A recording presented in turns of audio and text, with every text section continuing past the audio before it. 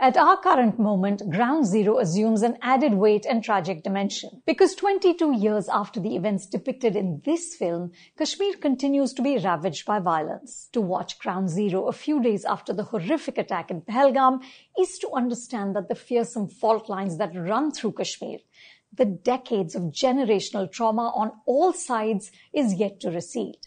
In Paradise, the past continues to haunt the present.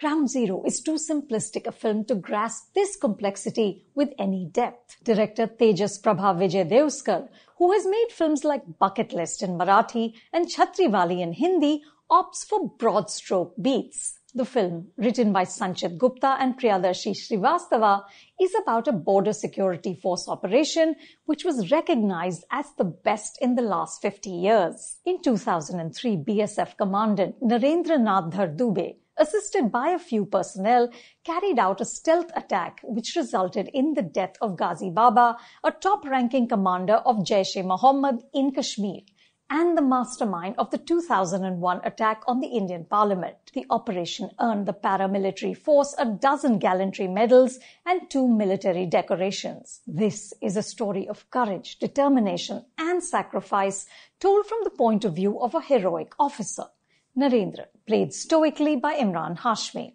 It's a gripping tale, but the telling doesn't match. The film gives us a glimpse of Narendra's personal life, with his loving wife, Jaya, played by Tamhankar, and 3 children. It tries to show us the impossible position that these men are put in. In one scene, Jaya explains the meaning of wearing a vardi in the valley. Marenge to gali khayenge, nahi marenge to goli. But the screenplay is also peppered with claptraps, and it's insistent on projecting Narendra as a superhero. Early in the film, he takes a bullet in his arm, but he's so nonchalant about it that it feels more like a bruise. Most of Ground Zero has been shot in Kashmir. Tejas and cinematographer Kamaljeet Negi make great use of the breathtaking beauty. A pre-interval chase sequence in the old city is scenic and suspenseful. But the combat operations aren't staged with enough urgency and immersion in the way that Aditya Dhar was able to stage them in Uri the Surgical Strike. Interestingly, Tejas makes Narendra a humanitarian officer. He wants to make peace not by bullets, but by building bonds with the locals. His relationship with a young Kashmiri boy is refreshing to see. But the writing again is lackluster. It's unable to capture the delicacy and danger inherent in this unlikely friendship between 2 men placed by history and politics on opposite sides. Though props to Mir Mohammad Mehroos for his unaffected performance. The other characters are strictly one note. The terrorists deliver cliché dialogue like, "Ab Jannat ka din dur nahi." Mukesh Tiwari as Narendra's superior is mostly angry. It's nice to see the lovely Zoya Hussain on screen, but the film gives her too little to do. Tamhankar at least gets one scene to make an impression. And a special mention of the memorably mournful track Sole Nide, sung by Jubin Nautiyal and Afsana Khan, and composed by Tanish Bagchi with lyrics by Vayu.